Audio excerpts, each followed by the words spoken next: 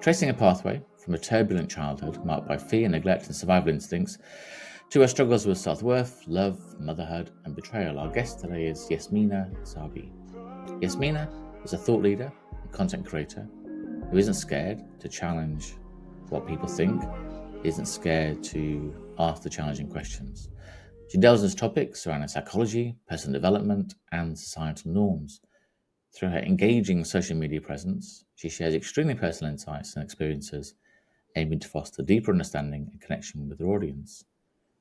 Yasmina's approach is characterized by, I would say, maybe more than anybody else, authenticity and a willingness to explore complex subjects, making her a compelling voice in discussions about intimacy, identity, and self awareness. Yasmina, first of all, thank you so much for staying up so late in Vegas. It's very kind of you.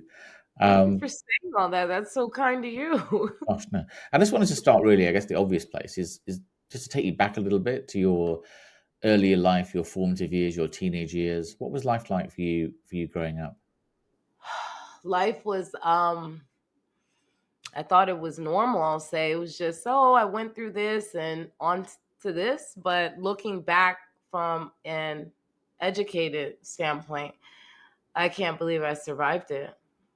I I can't believe I survived it. My life was constant survival mode, constant don't know if we're going to be homeless or not. Um you guys need to focus on I'm sorry, I'm trying to grabble the words to say it smoothly. It was really like survival. It was just survival, not knowing how to deal with stuff. There was danger outside the home, there was danger inside the home, not knowing how to feel, what was acceptable of how to feel, and you had to make sure you were in a I'm sorry. It's so I think I'm I'm really trying to figure out a way to say it. It was a nightmare. It was a nightmare. It was a complete nightmare. I didn't realize it was a nightmare until I got into therapy, and she was like, "That is not normal. You realize that it's not normal when you get upset. You want to hit somebody." I'm like, "Well, how are you supposed to respond? Shouldn't they know not to say that?" Yeah. And it was like, and I'm the therapist I had, she I feel was surprised by what I was saying because she was from a different culture. And I was shocked that she was shocked, and we were both looking at each other like, she's like, "You went through that?" And I'm like, "You did it?" And it was like, that's not a normal response to feel like you should hit. And I was just like, what am I supposed to do? And it was like, you're supposed to just walk away. And I was like, that sounds like madness. I don't think that people should be able to say whatever they want. And it opened my eyes to what emotional abuse was and physical abuse. I didn't know what I went through was severe abuse. It's so hard, isn't it? I mean, a lot of people don't take the brave step to have therapy to try and understand themselves, and I guess they just carry on like that, and that creates more violence, creates a cycle, and you pass it on to others, your siblings, your children, etc. So it just becomes harder and harder. Really. So, what do you think there was a time when you thought, "Gosh, I really understand who I am now and how my life should be"? Did you ever get a point where you felt that? I feel like what started that was my children. Okay. My son always said thought provoking things that made me naturally just kind of say, where did that come from? I remember he was 8 years old and I said, "Am I the best mom in the whole wide world?" And he said, "How would I know that?" And I was like, I said, "They didn't prepare me for this." I was Yeah. like, "That's a good question. Like, how would you know that?" And he just always said things that was thought provoking. Right? I wanted to understand, what is he seeing that I'm not seeing? And I feel like that's what started making me question things, because I felt like once my son got old enough, he's going to run away from me because he's seeing something or noticing something I'm not noticing. And I better study my brain and try to figure out what he's seeing, because I didn't want to lose that disconnect from, I'll say, my son. And my daughter, she said she wanted to just watch the sunshine, But my son definitely had some thought provoking things. And I noticed he was distancing himself from me. And I think this happens with all children. Yeah. And we just say, oh, that's normal. That's their teenage years. And I was like, well, I don't want to normalize this. Like, why is my son distancing himself from me? I don't want to normalize this. And I just constantly thought outside the box. I want to understand why this is happening, because I could turn anything on and tell me like, well, this and that. And I was like, I don't want people to tell me how to think. I want to understand why I'm thinking like And what's your relationship like with your children today? that. With my children, I feel like my son is, I don't know how to explain it. I think they're still studying me. Like, what are you going to do now? They're, I could just say they're studying me. I wish I could say like, oh, it's just so great and it's so Mm. fantastic. But I think they're still studying me. Like, what is she gonna do now? How is she gonna move now? But I feel like because so many things are changing, like the way I'm seeing things, the Yeah. conversations I'm having with people. So that's why I can't say how it is. It's transforming, and I think they're still trying to figure it out. I'll say with me, my relationship with my children, I'm still studying them because I'm trying to see how they're thinking and interacting with the world, because they do think like in a way where they're observing their surroundings, where in a way that I don't even know how to word it. Mm. So I think we're just studying each other. I can't say it's super happy, because what is happiness? I guess I could say we're all smiling, but I think we're all just, I don't, does that mean happiness I that don't you're know. just smiling? You've explained that in a really, really, a really interesting way. So I've got a 18-year-old daughter and a 15-year-old son, and I remember when particularly my son was younger, he would, I don't know what the right word is. He would sort of idolize me. Oh my God, I want to do everything with daddy, and I want to do this, I want to do that. And I think it's a really interesting way you put it about that and that's what I feel now, that they're studying me like a sort of like an experiment in a way. My daughter, Yeah. my daughter's doing philosophy and psychology, and I think she looks at me like, and it's like they sort of tests and things. And my son, I don't know, I think my son's in that phase where he doesn't think I know very much. Hmm. What I say, he's got his first girlfriend, and he's got lots of other friends and stuff. And I think, yeah, all those outside influences and all the things that didn't exist when I was growing up, all the social Hmm. media, all the smartphones, all that stuff. There's just so many opinions and views firing at them every day. It's really Hmm. hard to help children navigate or find their way through all that information. And yeah, I don't know how we do it. How do we help them to know what is good, bad, right, wrong, and We the study blurring them. of the lines? We study them. That's what you're supposed to do. But when I take a look around in society, it's the child should conform to the parent. No wonder everything's going the way it's going. I mean, I think I had did some research where it said the average comprehension level of an adult is a 14-year-old. I said that sounds absolutely correct. Yeah. So I feel like, yeah, we're supposed to be studying, but to say this is how my child should respond and how my child should act, well, I'm a product of everybody's thoughts. That's why I'm so tattooed. I'm a product of what's correct, what's not correct, and my brain chemistry all over the place, because I wasn't taught that you're supposed to study one another. I was taught that everyone should conform, but then they're blaming each other like, you're making me conform. And they make sure they use God's name to conform you. What a joke. They do. There's a big challenge and a lot around organized religion, and if you look at lots of the trouble in the world today, whether it be wars, whether it be personal fights within neighborhoods and things, a lot of it can be brought down to how people use religion.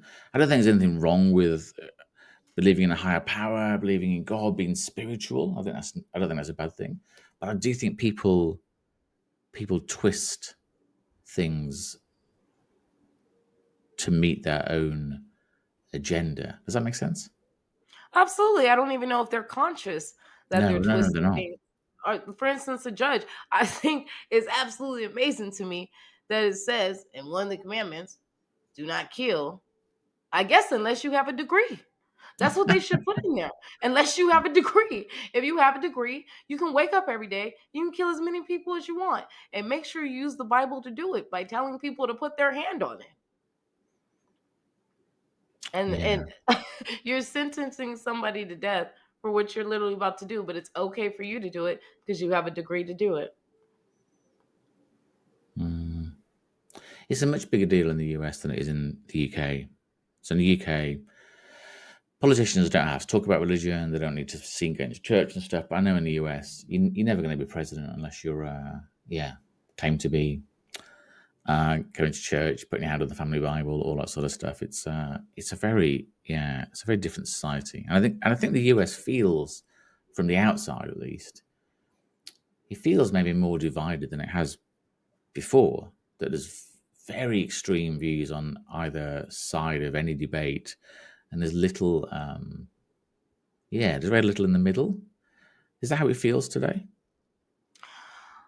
Well, it's funny because my dad's from Africa. Hmm. So I'm definitely looking at it from a foreign and American perspective. And I know my dad, he's like, you American people have no culture. And it's so funny because I look like, well, your culture says that I should just listen to whatever you're saying, abide Yeah, to yeah, whatever you're saying, and you use God to do it. And then you come over here and you make sure you make as much money as possible to send it back home. You've had cancer, you've had diabetes, you've had so much that's wearing your shell out, but somebody's in your head using religion to make sure you do it. So everyone is literally doing the same thing to me. It's just different styles. Is it possible to answer this question? I haven't asked it yet. What is life like as a black woman in America today? I know you're only one black woman. You're not all black women, but is it as challenging and divisive and difficult as we're led to believe from the media? I feel like what was challenging was my belief system. Okay. I did need somebody to tell me, like, you're a beautiful black woman, you're this, but it was because of my belief system, how I grew up. I never had a white person sit me down and tell me you're not going to be nothing because you're black. I never had a white person beat me. I experienced those things and was told this is what white people's going to do to you. So I did always think, like, as a black woman, I didn't think as a woman, I didn't think as a human, because what my upbringing was like. It was told this is what you're going to experience, this is what's going to happen. So I think that's where they say you kill the magic in children, because somebody's telling you their experience and what to expect.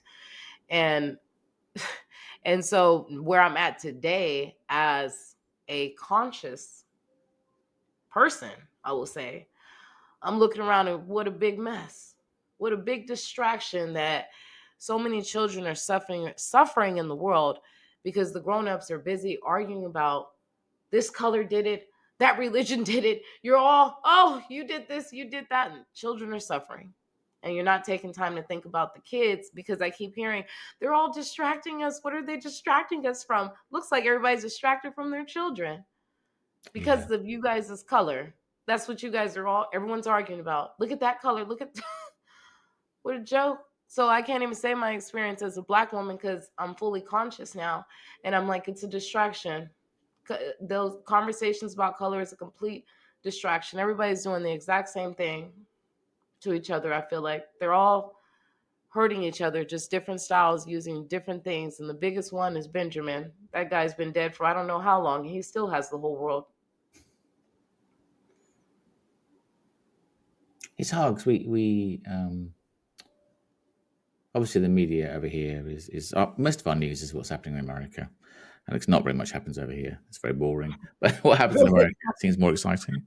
And I think maybe because we feel a little bit removed from things, so you think, oh my gosh, isn't it terrible? And it's we don't have the conversations over here about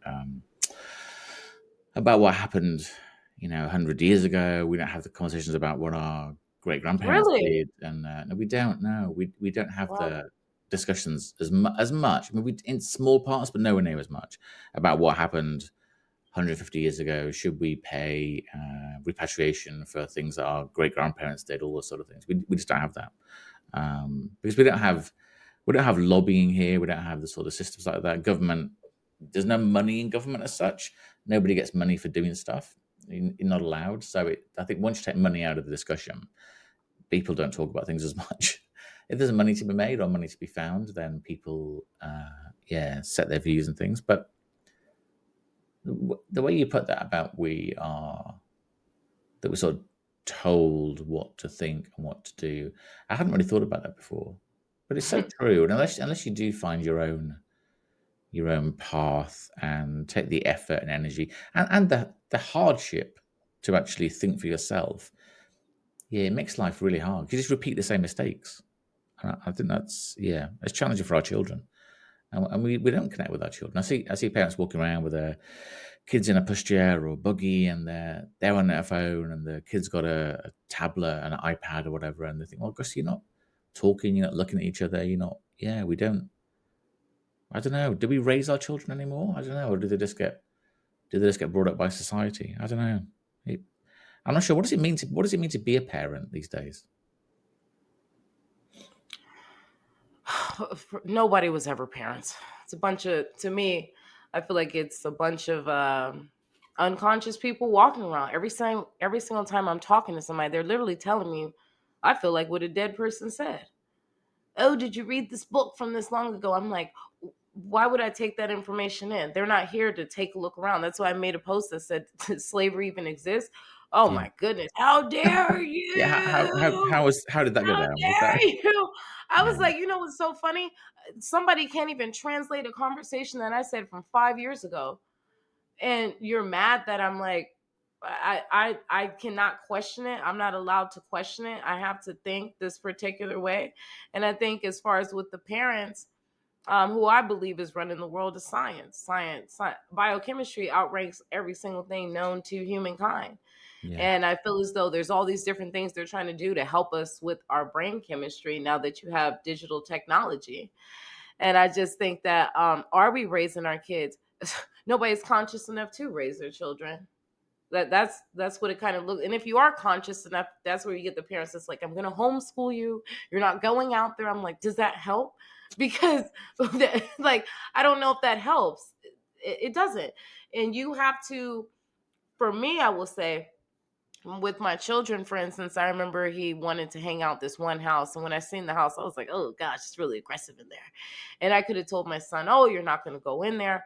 But I believe that you have to allow children to have experiences and help them navigate them. So when I saw him go in the door, I saw one of the boys like pull his shirt, and I was like, but I had to see, is he going to learn that he needs to remove himself from that situation? And it had finally came to a big head one day where there was a physical altercation, and my son was yelling and screaming. And I said, what do you think about what you went through? And he paused and he thought about it, and he never went back to that house again. Now, if that would have been a parent, oh please, they'd be like, "You're not going in there, Yeah. and that's not happening," and that's why you got teenagers that, oh, it's normal for them to be on drugs and alcohol and all these different things. Well, yeah, now their brain chemistry is super imbalanced because you want to allow them to have their own experience because you're scared of what could happen because you're an atheist. I Yeah. really can't tell who is an atheist. Everyone walks around, oh, I believe in God and so much. I can't tell. I can't tell. It's like it's almost the worst thing that you can do as a parent is tell your child not to do something rather than let them learn not to do something. Whether it's I don't want you hanging out with that person, I don't want you dating that girl, I don't want you seeing that guy. It's what they're hearing literally is go and see that person, go and do those things. And yeah, Yeah. what do my parents know, and etc. And I think sometimes you've got to. Well, the only lesson you actually keep is the one you've learned yourself, really. And Mhm. until we touch the stove and find out it's hot and don't touch it, we can be told 100 times, don't touch that, it's hot. Until we do it for ourselves, we don't know what that means. What does it mean it's hot? What does that mean? Until you touch it, okay, yeah, I shouldn't do that. It's okay. Yeah, it's. I think it's important to yeah, let our kids learn. But I think one thing the education system over here isn't good at is teaching children and parents maybe how to think. They teach them stuff, and it's from books, and it's from and some of the teachers are wonderful. I'm not blaming the teachers, but the system doesn't sort of say, right, we're going to have lessons. Our lessons today are about how to think, how to consume information, how to create knowledge, how to make your own views. It's not. It's taught. They taught this structured syllabus about where you got to learn these things, and that's what'll happen. And it's that's what the challenge is with it. And then, like I say, people decide to homeschool their kids, but wow, I don't know. I Why don't would know I how do many. that? It's a Yeah, nightmare. it's really hard when you talk to people that have been homeschooled. I don't know what's their relationship like. How do they understand other people? How are they? What is intimacy to them? What is a relationship? Yeah, it's kind of You're hard. hindering their growth. The problem with schools is they need to take grades out. I actually made a post about this on my Instagram. I said, "You gotta be kidding me! You have so much. These children have to go and learn from somebody that more than likely doesn't respect them, doesn't have impulse Hmm. control, and so forth. And you're telling them to get an A and B, but then you got divorced from your wife, and you don't even try to figure out that relationship and learn them so you can get an A. But Yeah, you expect your child to do it, and then you yell and scream at the child for doing what they see the parent doing, which is neglecting their emotions. yeah, You're doing the exact same thing, and you're telling the child you should be getting A's and B's. They need to remove A's and B's. They need to just put they tried or they didn't. That's what I think it should boil down to, because the stress of this A and B is ridiculous. It is, especially with my upbringing. Oh my goodness, it was such a chaotic environment that I grew up in, and then my parents had the nerve to yell at me like, "Why aren't you getting an A?" I'm thinking about if we're gonna have a place to live. Like, yeah, why didn't I get an A? yeah. Imagine if we were graded every 3 months, right? Yeah. So yes, meaning you only got C this month on your behavior in life. You got an A on your social media Yeah, page. It's like, imagine how yeah, that would feel. Because it's just yeah, yeah. and yeah, and kids here. I'm sure it's the same in the US. Every year from when they're 6 or 7, they're tested on stuff, and Hmm. you're either hearing I'm good, I'm intelligent, or I'm bad and I'm stupid. And Yeah. if people keep telling you that, you're going to start believing it, aren't you? And You're gonna do drugs and that's start bad. drinking when you're a teenager. You And then are. they're like, I don't know Yeah. why they're doing this. Really? Yeah. Yeah. Yeah. So with grades, I'm big on with my kids. I say do the best you can, or try. But if my kids come home and they don't have an A or B, I'm like, well, I got to look at the environment. For instance, I think they have a therapist for 500 seventh graders, and I'm like, the therapists need to be for the principal and the teachers, not the children. Yes. Like, Yeah. it really should be. They should make that mandatory. Like, hey, go double check your mental health. Yeah. Because that's a lot of emotions that you were dealing with, and they keep telling adults your nature shouldn't kick in. Like when a principal is talking to a child, they're probably going to start talking to that child like it's their child. That's nature. Yeah. And it's like, Absolutely. no, you should have a professionalism. It's like, Mm. that's Do, conflicting. do you ever wish on your social media and when you talk of things that you weren't quite as open, or you want to be open and you think it's important to be comfortable sharing every story, good or bad? I trust the spirit. Because I'm not gonna lie, sometimes I look at my posts like, wow, that was really powerful. Where'd that come from?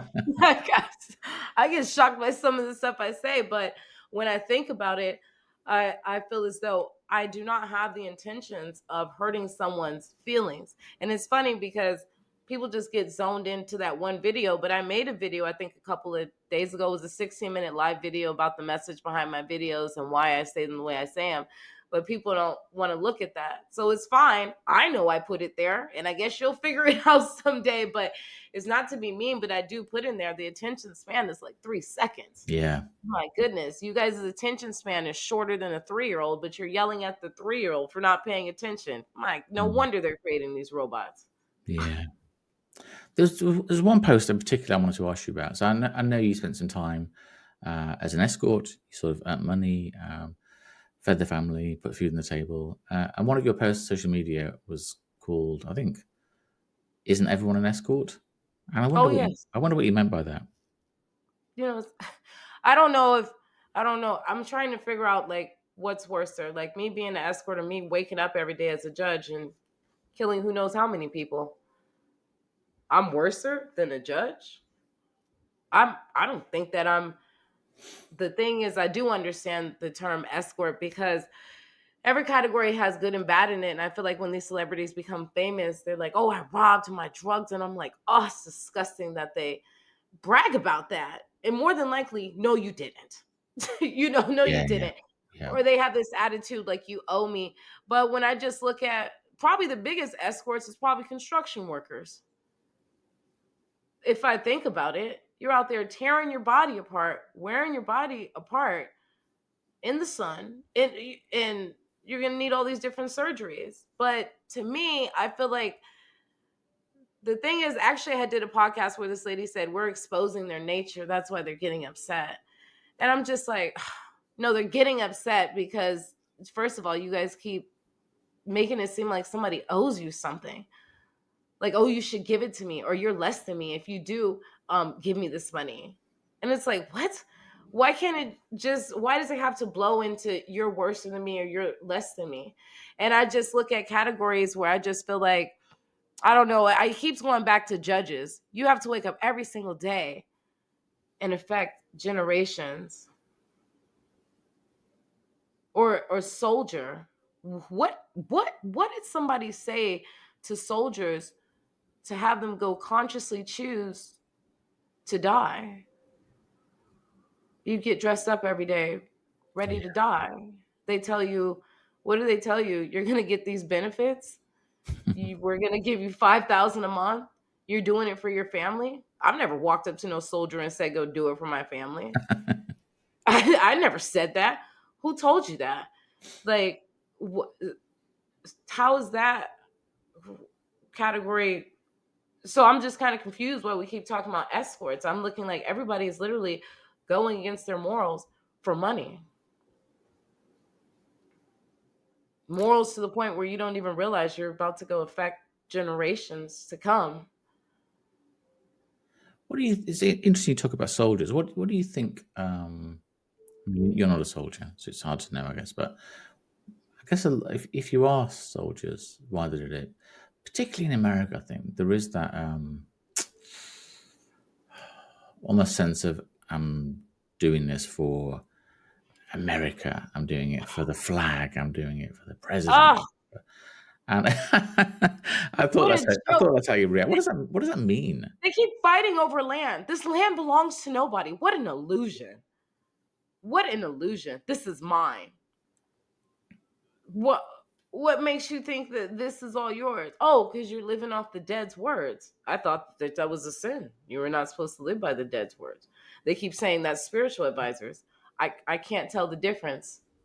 You guys keep telling me, well, this is our history. History is to make sure you're not repeating it.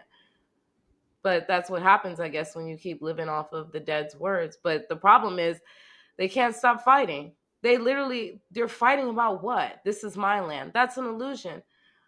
Do it for God. I know you lying. What do you mean do it for God? God said to do that? Do Yeah, it you for have to your hold on. country. What? What are you guys all doing? You guys are literally all dead. That's the way I look at it. You're not conscious. They're literally fighting over the correct name. This is the correct name. No, this is the correct name. They're fighting over this is my land. They're fighting over your color is dangerous and my color is better. Ah, of course they're creating the robots. Yeah, you got to think. It's ultimately it's most war is about. This sounds terrible.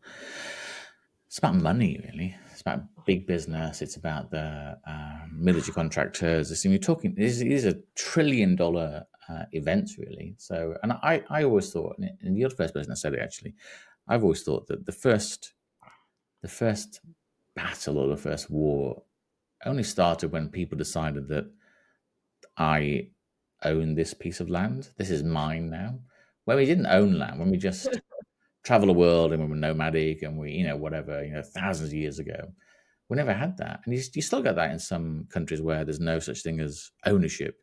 People sort of just share and it's what it is. But once we decided that, yeah, this is mine, and you pick up a spear, you pick up a knife, you pick up a gun to protect it. That's when war started. Yeah, Um, if you got to get to the point where you feel like I'm gonna pick, you know what's funny to me? Everyone talks about they believe in God. I have not heard anybody say all soldiers deactivate in the name of God. I think that'd be a more powerful chant. No, free, and then they're on TikTok dancing. Oh, I'm like, what is going on here? Like, it's not. I don't. They're not conscious. They're just not conscious, and that's why I'm making the content that I'm making, because I know I'm saying, I don't think anyone's saying it the way I'm saying it, or they probably are, mm, but they keep confining themselves. Like, they might say something amazing, then they're like, because I'm a Christian, you just confined yourself. Or they might say something amazing to Black people, you just confined yourself. And there's nothing that confines me down here. What grounds me is my children. But I'm not confined because I see what a hindrance it is for your message to spread. mm. What does intimacy mean to you? What does it mean to be to feel intimate, to trust somebody, to be in a relationship? What does it look like for you? That's tricky because I definitely got my heart broken, which led me to this realization. But I feel like pure intentions, somehow they got that mixed up with purified water. Pure intentions. It's not about being perfect, it's about having pure intentions. You're going to have bad reactions and so forth. But if you keep pure intentions, then everything will come together. But that's very challenging. I do see for people to want to have pure intentions because they're so scared of that pain. But that's because they don't believe in God. They just say it because it's catchy, but pure intentions, I feel like, is what creates intimacy, is what makes somebody feel that nice feeling like, wow, it feels like this person really cares. But I understand the con artists. The con artist actually is a perfect example of the power of words. I can't believe there's still soldiers. The con artist has already shown you you could talk and get whatever you want. Yeah. But I feel like intimacy is pure intentions, understanding. The problem is, it's so funny with these marriage vows. They say to love unconditionally, but when you love somebody unconditionally, somebody told me, I believe you have Stockholm syndrome. I was like, what? Like, and I was thinking, like, so that's a lie. Love conditionally. We need to just go ahead and say what's really happening. Love conditionally. There is no such thing as love unconditionally, from what I'm saying. What does somebody need to be to get your love? So what does somebody need to bring? How does somebody need to act for you to be able to love them? Um, Wanting to learn, wanting to understand. I feel like just wanting to understand. That's enough, I feel like, to just want to understand. And that can come in so many different ways, not just understanding my point of view, understanding their point of view, understanding children, understanding this side of the world. But granted, I don't feel as though I reject people if they don't come with the open mind, because it's so many distractions. Oh my God, that almost makes me want to have tears. There's so many things where people are just so defensive, and uh, that's why I went through so many things in my life, because I want to keep pure intentions. But it was like, man, it feels like I keep getting hurt. Like, what's going on? But I just kept listening to, I want to say, my spirit, or the spirit of keep your intentions, keep your intentions. And I was like, when does the pain stop? But I just never wanted to become evil. I had to pray about that a lot. Like, I don't want to become evil. I just didn't want to become a part of people's pain.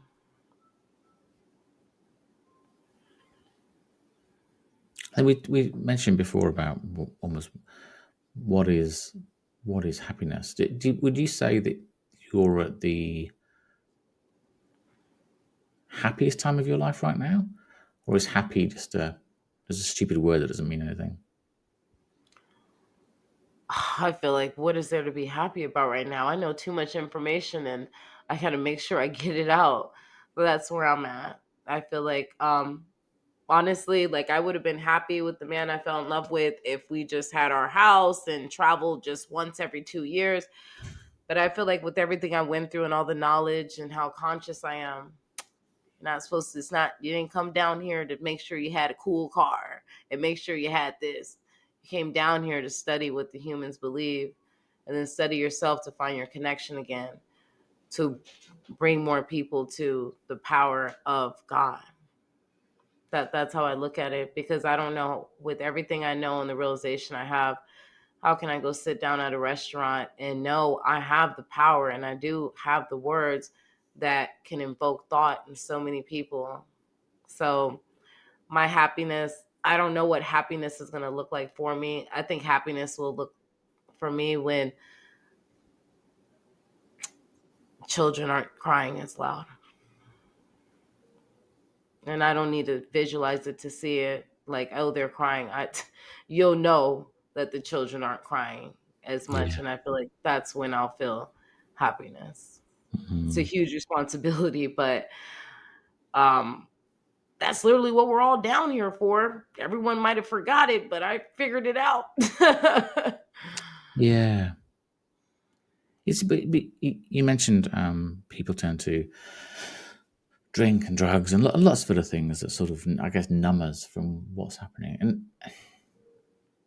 And almost from what you said then, it almost feels in a way that life would be easier. Not saying it's supposed to be.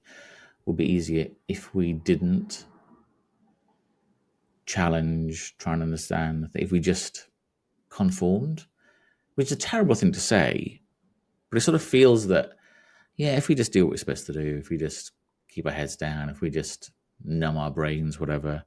And I think that's what a lot of governments, media companies, businesses, bosses want, really. They want people that conform, I guess.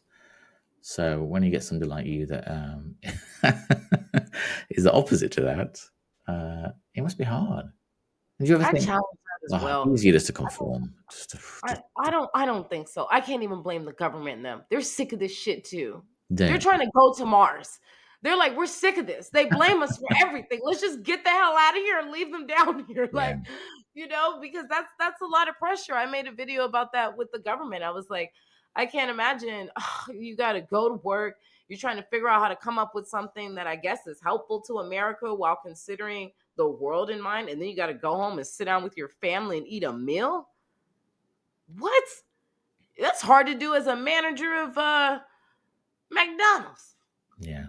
That's a huge responsibility, and I feel like, for instance, the way that leaders look at their country is like, I got to protect my kids, and these kids might be mad, but these kids will be happy, and everyone's like, you're doing it wrong, you're doing it wrong. And I think, boy, it sure is easy to be the president from your couch. I'm sure Yes. I can think of all kinds of things I do too. Like, but you don't know what those that's a lot of information to process. You got so much information that you have to process. And I just see my position as this social media, for instance, me going viral. I could walk away from that. If you're in the government, you can't just walk away. You have to process that information. And I don't know how you process it. What is the correct way to process all of those thoughts? What is the correct way? And there's just no, and what sucks is the government has to figure out how to raise your kids, and they got to help raise you. And I I think almost what they maybe try and do, or what they hope for, is that they'll do the least worst thing. So we'll try not to we'll try not to make things much worse, as opposed I to thinking we'll make things better. and then on top of that, I mean, I don't know about the Constitution. I don't know the Constitution. It's like 144. I didn't read all that. But I'm just like, well, it's very hard to conform to the dead. I don't know what it says or what's going on, but you're living by the dead's words. Make sure you do this. You can't have a conversation with them like, "Hey, we actually got this new information. Could you look at this?" No, Yeah. you're living. And I just think with the government, what a huge responsibility. I couldn't even imagine being in that position. And I think that what it goes by is, I guess, supply and demand. It's kind of like, and then on top of that, I feel like they do try to do things where they want to send these things out. Hey, can you mark your household income or how you feel? And they're like, oh, they're trying to get information from us. Well, shit, they're trying to figure out what you guys are thinking and what to do. And people's like, they're spying on us. There, so it's like, well, what information do they go off of if you don't want to participate? And that's just me looking at it from a, I can't look at certain parts of the world with love and say, not this category.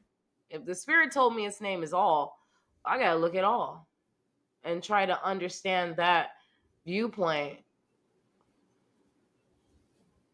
It's funny, isn't it? That a lot of politicians, yeah, cling to the Constitution and say, well, Constitution says this and it says this, and the Second Amendment says this and everything. And it was written, a couple of hundred years ago, and it was written at a different time. It's almost like if we only follow the science that we knew 200 years ago, there'd be no vaccines, there'd be no operations, there'd be no anesthetic, there'd be no.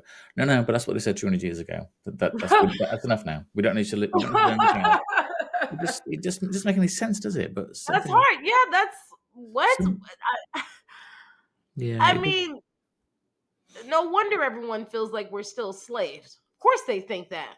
We're still listening to yeah, dead people. Like, and everyone's like, don't you touch that constitution. And I'm like, I can understand, because I guess Trump's doing things where, well, first of all, Trump's never had a genuine hug. He always had to earn his hugs, even from his parents. yeah. So the way he leads, it's not surprising. It's like he doesn't know what real love feels like. He always had to buy it. And to me, it's very sad and unfortunate. So I'm sure nobody wants to hear about rewriting the Constitution while he's in office, because he doesn't have any feeling. I don't think he's never experienced nurturing. His nurturing came from, he had to earn it, and Yeah. it's really, really sad. Would you want to be president? Would I want to be the president? Yeah. I just no, it's, oh look, I just had a flash and I'm like, all those people talking to me? No. Like, I'm like, this is too much information to process. I would like to say, I'm gonna go to bed and good night. Somebody, do they sleep? I don't I know. was thinking, like, what is that schedule like? Somebody wake, what is that sleep schedule like? Like, Mm. do you sleep? I can't even imagine being the president. Why would somebody want to do that? I don't know.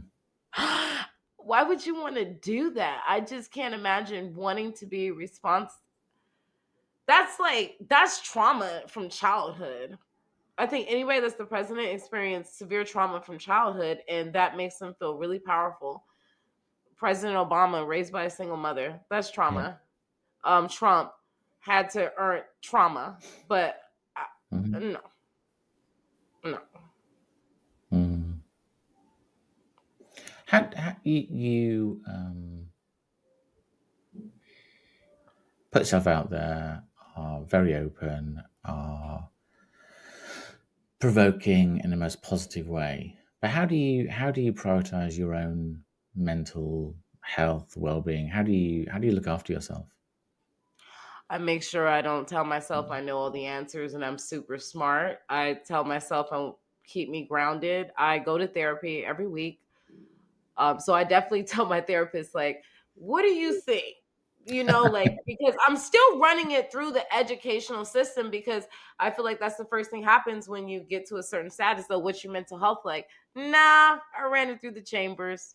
So it's like I make sure I'm running it through different chambers. I'm not gonna lie, it is very challenging having conversations with the group I was originally around, because I was like, this is why they say you have to hang around other educated people.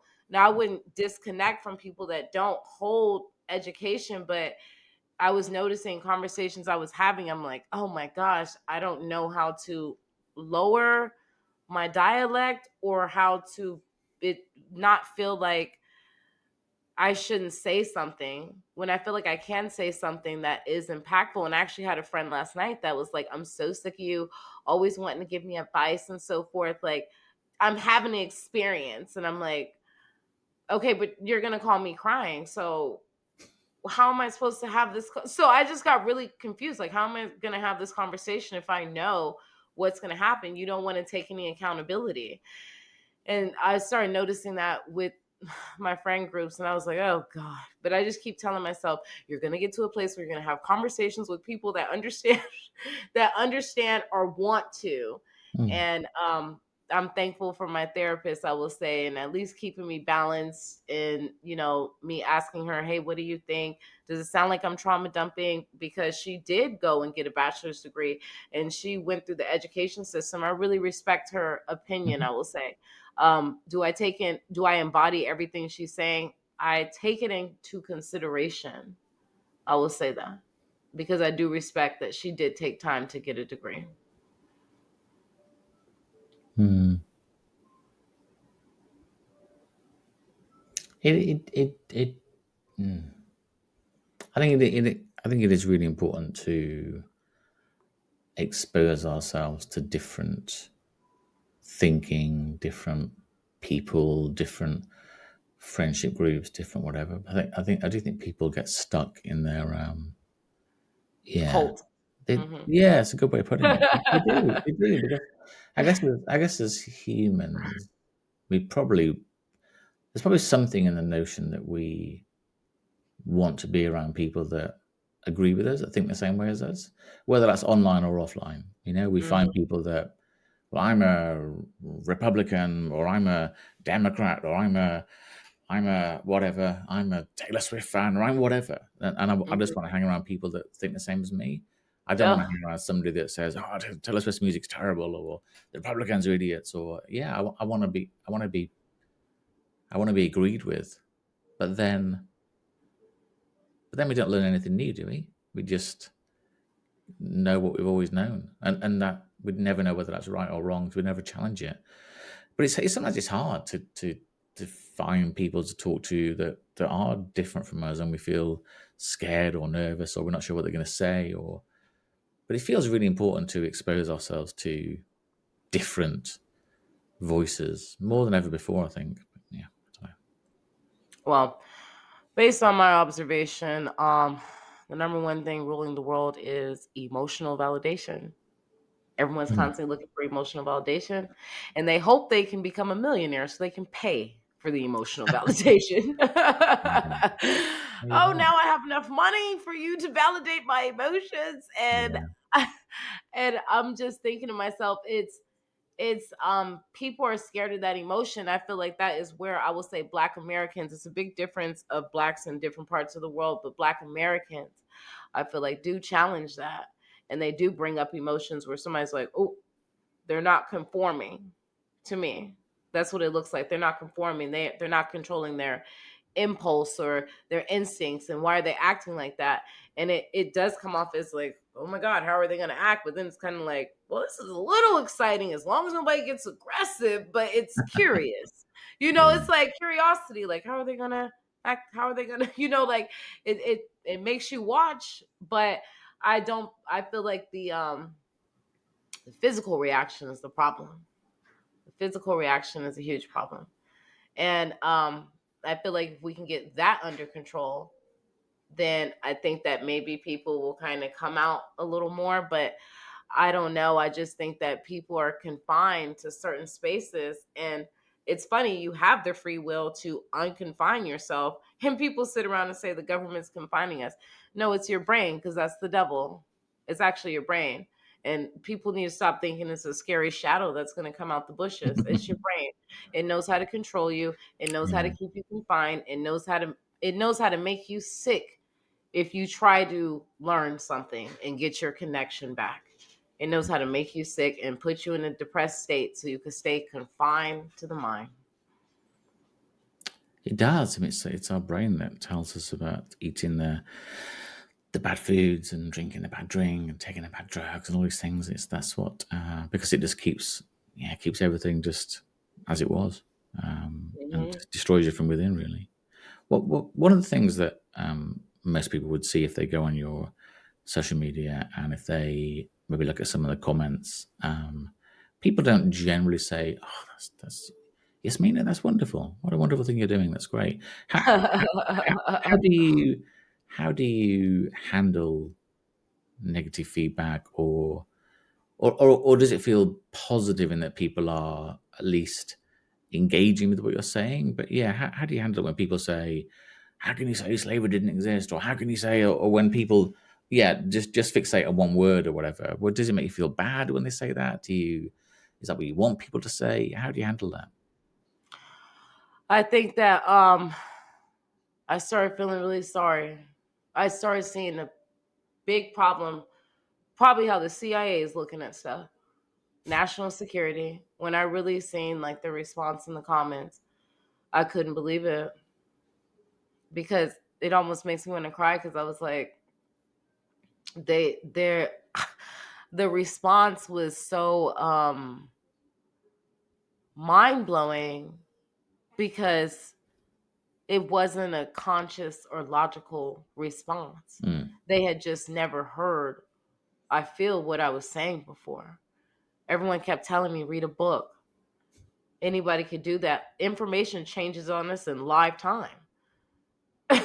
I think for instance 2 years ago I remember I was going to do a video on how great tattooed people were, and it said tattooed people have personality disorders, and I was like and I said no wonder they think people with tattoos are crazy and try to get away from them. I didn't know that. Well, I recently looked at it a month ago, and it talks about how great they are. You know what happened? Doctors had tattoos, lawyers had tattoos. You can't put that they have a personality disorder because how are you going to treat the patient? How are you going to? So they changed the verbiage. That changed within 2 years, but it didn't change 100 years ago. I, I'm just like, who cares what happened a whole 100 years ago? Is my point. Are those acts happening today? And so when I look at the comments, when my appearance and everything like that gets attacked, the thing is, I have been prepared for this since. I'm gonna say the spirit has been preparing me for this for, oh my God, I'm going to say into my childhood. It's, and I hate to say the spirit because, oh my God, people use God's name and the spirit and just so they can do these evil things. So I try to drift away from that because I'm like, I see what, I guess I hear false prophets, and I'm not saying I'm a prophet. I'm just Yasmina. But I see how they say that and then they get you and now they're all evil. But I can't even tell you how I'm handling it other than I have been so hurt, went through so much trauma, dragged through the mud, beat myself up. My tattoos are scars. It's self-inflicted pain, so I didn't push it out on people. So my tattoos show how much I inflicted pain on myself, where what these people are saying in the comments, it's nothing I haven't said to myself. It's funny, isn't it? People's thoughts of people with tattoos. Um, I'm tattooed quite heavily, which Oh yeah. you wouldn't sort of maybe look at me and think, wow, I wonder if that guy's covered in tattoos, but I am. And like you say, I think a lot of it is yeah, it's just a bit about who I am really. It doesn't define who I am. It Yeah. doesn't. But I've sort of worked in big offices and things, and when I didn't have mine till I was gosh, I had my first one when I was 40. So it wasn't a sort of kid thing Wow. I had. I know Okay. it's great, and I started off with both arms and stuff, and got them. But I remember going into work and sitting in the office, and if I roll my sleeves up, and I'm in a meeting or whatever, people look at me like, oh my god, what? That guy's covered in tattoos. It's the what? But it's like, but I'm the same person I was with my sleeves rolled down. It's like, how can literally some ink on my arms and shoulders and stuff? How can that define who I am? But it's weird, isn't it? People, yeah, Hmm. people get very excited about about tattoos. Seeing it, think, okay, yeah, it's kind of weird that people, yeah, fixate on appearance and stuff. Hmm. And yeah, and I don't know whether it's better with a professor at Harvard with a beard and a pipe and a jacket. Is it better that person saying it than a person a beautiful person like you are with tattoos and a stunning face and a voice and dark skin and tattoos, is it different? Is it less valid? I don't know. Maybe society tells us it is, but I I think I do think there's not enough recognition, or what's the right word? Recognition or kudos given to lived experience. And yes, I don't want everybody to live through trauma. I don't want everybody to have a shitty upbringing and be scared about if they're going to be homeless or they're going to be food on the table, whatever. Of course not. But if people have been through those events and those life situations, listening to people with that lived experience is super important, I think. And I think sometimes we don't, because somebody's been to a prep school and a Ivy League university and they've never left university. All they've ever done is supposedly learn and teach, and then we listen to those people, but we don't listen to somebody that is, maybe is a groundsman at that school or is a cleaner at that school, but has lived through so many different life experiences. Yeah, we never get a chance to listen to those people. So I'm glad that you're a strong voice. What do you hope for the future? Are you a forward-looking person? You think, right, yeah, I'm gonna do this in the next year. I'm gonna be doing this in 5 years. I'm gonna be, yeah, I'm gonna change the world, good, and good, I see why there hasn't been a change, because every time I talk to somebody, they're like, "Yeah, it's just always been like that," and I'm like, "I don't know what you're talking about, but I'm not going to normalize this pain that I felt. Pain is to send a shock to your shell to help you remember why you were here." And um, when I felt that pain, I was like, when my son, I feel like, said, "How do I know you're the best mom in the whole wide world?" It did something in my brain where I said, I can't just make enough money to protect him from whatever. That's been proven. That doesn't matter. I want to make sure that I'm going to make sure that my voice is loud enough where it touches every part of this world. So no matter where my children go, they feel safe. Because my son said that to me, it did something to me where I don't even know how to explain it. I guess I just wanted to say I did my best. That's what I wanted to say. And I didn't believe anything could limit me. I believed that for a very long time, that I could be limited, but it was something about when I felt that pain, that heartbreak. I was like, "Oh no, you." I think it just pissed me off where I was like, I need to understand what's happening in my brain. And most people, if they did understand biochemistry and epigenetics and how it really shapes you, I think if a lot of people could say, "Oh, that's what happened," they would be open to change. They would be open to having more conversations. yeah, And the problem is, you get all these people that come out and don't really want to go into details about why they made the decisions they made. So I'm like, does anybody know how their brain works other than the scientists?